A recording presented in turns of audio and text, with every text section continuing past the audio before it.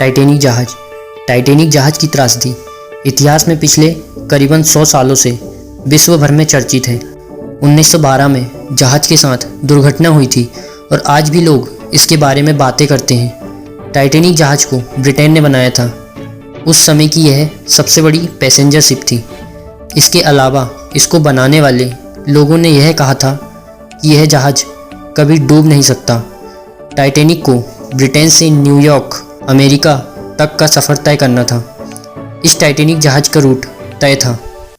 10 अप्रैल 1912 को इंग्लैंड से चलने के बाद इसे फ्रांस के चेरबर्ग और आयरलैंड में रुकना था।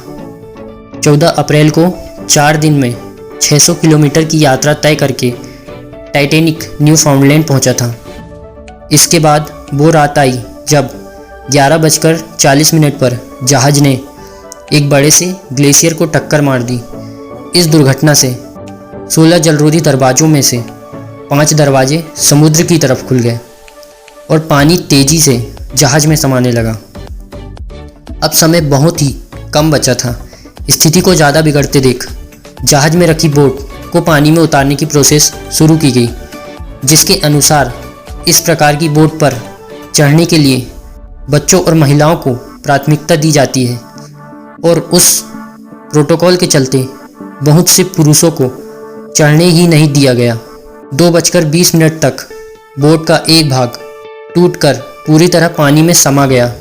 अब भी उसमें 1000 से ज़्यादा लोग सवार थे। टाइटैनिक के डूबने के सिर्फ 2 घंटे के अंदर ही RMS नाम का दूसरा यात्री पोत घटना वाली जगह पर पहुंच गया था, लेकिन वो सिर्फ 705 लोगों को ही बचा पाया। RMS टाइटैनिक एक विशालकाय और संपूर्ण सुख सुविधाओं से लैस जहाज़ था। टाइटैनिक पानी में उतरने वाला अब तक का सबसे बड़ा जहाज़ था। एक अनुमान के मुताबिक जहाज़ के डूबते वक्त चालक के अलावा उसमें 2224 यात्री सवार थे, जिनमें से 1500 से भी ज़्यादा लोगों की जान चली गई थी। इस महासागरीय यात्री पोत में दुनिया के कुछ बहुत अमीर लोग और संपूर्ण यूरोप के ऐसे हजारों लोग सवार थे जो अमेरिका में एक नई जिंदगी की तलाश में जा रहे थे। इस जहाज़ का फर्स्ट क्लास वाला हिस्सा कंप्लीट फैसिलिटी को ध्यान में रखकर बनाया गया था। उसमें महंगे restaurant, gym, swimming pool, library और रईसी से परिपूर्ण कमरे थे। अगर सुरक्षा की दृष्टिकोण से देखें तो टाइटैनिक में जलरोधी कंपार्टमेंट, रिमोट कंट्रोल से खुलने और बंद होने वाले दरवाजे सहित कई चीज़ें अब तक की सबसे मॉडर्न थी, लेकिन पुराने समुद्री सुरक्षा के रूल्स के कारण टाइटैनिक में पर्याप्त लोग के लिए बोट नहीं थी।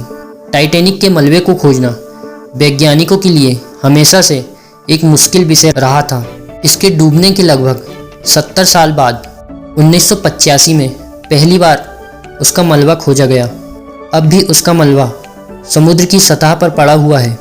जहाज़ 2 हिस्से में टूटने के बाद धीरे धीरे समुद्र की गहराई में बढ़ता चला गया और 12,415 फीट की गहराई पर जाकर समुद्र तल पर बैठ गया।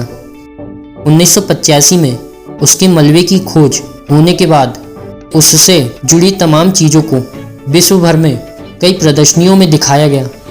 टाइटैनिक अब तक का सबसे प्रसिद्ध जहाज़ बन चुका है। उसकी बात हर जगह होने लगी थी, फिर चाहे वो फिल्म हो या किताबें। समुद्र में बड़े जहाज़ों में दूसरे नंबर पर टाइटैनिक का नाम आता है और पहले नंबर पर उसका ही एक भाई BHMS ब्रिटेनिक का नाम आता है।